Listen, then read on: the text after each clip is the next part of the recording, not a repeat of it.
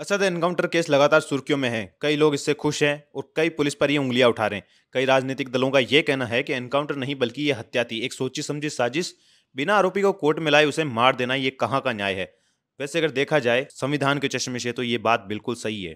बिना judiciary system के अंदर आए आरोपी को बाहर ही खत्म कर देना लोगों का न्यायपालिका से विश्वास उठा देता है। और इसी का संज्ञान लेते हुए यूपी पुलिस जिसने असद का एनकाउंटर किया था, योगी सरकार ने उन पर मजिस्ट्रेट जांच का आदेश दे दिया है। अब कौन करने वाला है ये जांच, आखिर जांच में क्या होगा, ये सब जानेंगे। बने रहिए हमारे साथ। नमस्कार, आप देखना शुरू कर चुके हैं टीवी भारत 24।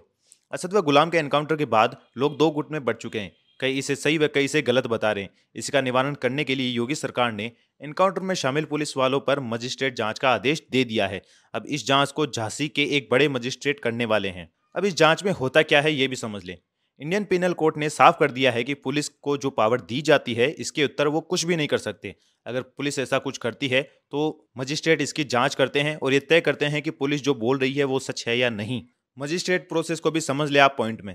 सबसे पहले 24 घंटे में मजिस्ट्रेट घटनास्थल पर आता है और स्थिति को परखता है, जैसे कि गाड़ी कहाँ गिरी, कितनी बुलेट फायर की गई, कौन सा हथियार बरामद हुआ और कितनों की मौत हुई।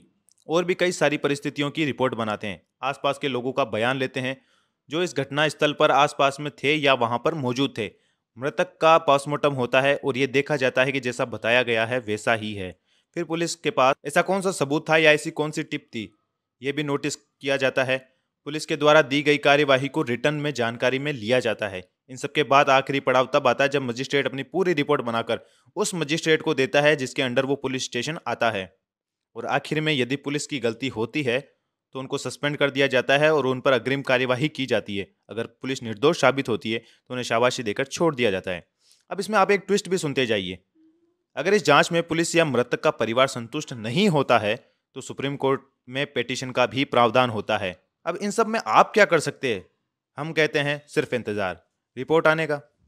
अगर फैसला पुलिस के पक्ष में आता है तो ये एक बहादुरी और समझ का किस्सा बनकर रह जाएगा, नहीं तो ये गलती पुलिस वालों को बहुत भारी पड़ने वाली है। भूलिए नहीं कि 2022 में यूपी के बुलंदशहर में पुलिस ने चोर समझकर एक 18 साल के लड़के को गोली मार दी थी। बाद में यह साबित हुआ कि वो लड़का बेगुनाह था। उसे सरकार की तरफ से 7 लाख रुपए भी दिए गए और उन पुलिस वालों को सस्पेंड भी कर दिया गया।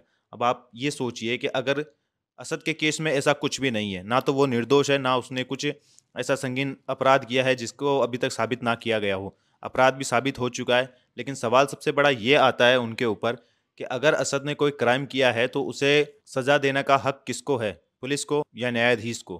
भूलिए नहीं कि इंडिया में डेमोक्रेसी है। डेमोक्रेसी का मतलब ये नहीं होता कि जो आपके मन में आए आप वो करते हैं। अगर असद ने कुछ गलत किया है, जो उसने किया है उसका सजा उसको मिलनी चाहिए थी, लेकिन ये सजा देने का हक सिर्फ कोर्ट के पास है। अगर वाकई में ऐसी परिस्थिति बनती है जहां क्रिमिनल पुलिस के काबू में नहीं आता और सरेंडर करने से मना करता है और फायरिंग करता है, अगर ऐसा भी कुछ हुआ होता तो पुलिस वालों ने बहुत बहादुरी का काम भी किया है, ये भी ना भूलें।